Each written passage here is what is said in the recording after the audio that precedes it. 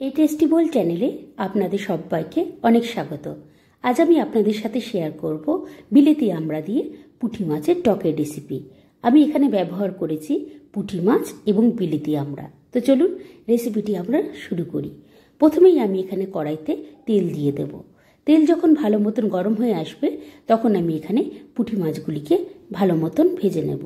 বন্ধুরা, এখানে কিন্তু আপনারা মাছটা একটু কড়া করে ভাজবেন, তাহলে কিন্তু খেতে খুবই ভালো লাগবে।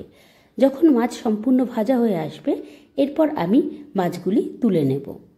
এবার আমি এই মাছ ভাজার তেলেই সর্ষে ফোড়ন হিসাবে দিয়ে দেব। সর্ষে যখন তেলে ফাটতে আরম্ভ করবে এরপর আমি এখানে কাঁচা লঙ্কা দিয়ে দেব। আপনারা যে যেরকম ঝাল ভালোবাসেন সেরকম অনুযায়ী কিন্তু কাঁচা লঙ্কা আপনারা দিতে পারেন। এরপর আমি তেলের মধ্যে কেটে রাখা আমড়াগুলি দিয়ে দেব। এখানে আমি কিন্তু বিলেতি আমড়া ব্যবহার করেছি। এবার আমি ভালো মতন আমড়াটি তেলের সাথে নাড়াচাড়া করে হালকা ভেজে নেব। এরপর আমি এখানে স্বাদ অনুযায়ী লবণ এবং হলুদ দিয়ে দেব। এবার আমি ভালো মতন আমড়াটি তেলের মধ্যে নাড়াচাড়া করে কিছুক্ষণ কষতে দেব। যখন এরকম আমড়ার থেকে তেল উপরে উঠে আসবে এরপর আমি এখানে প্রয়োজন অনুযায়ী জল দিয়ে দেব।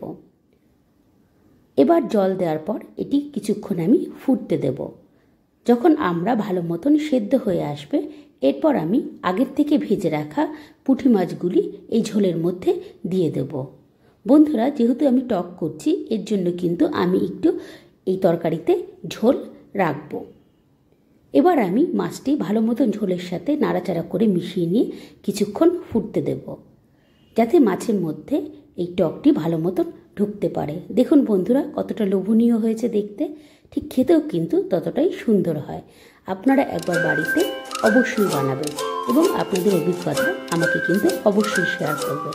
আজ তবে আসি বন্ধুরা, বাই।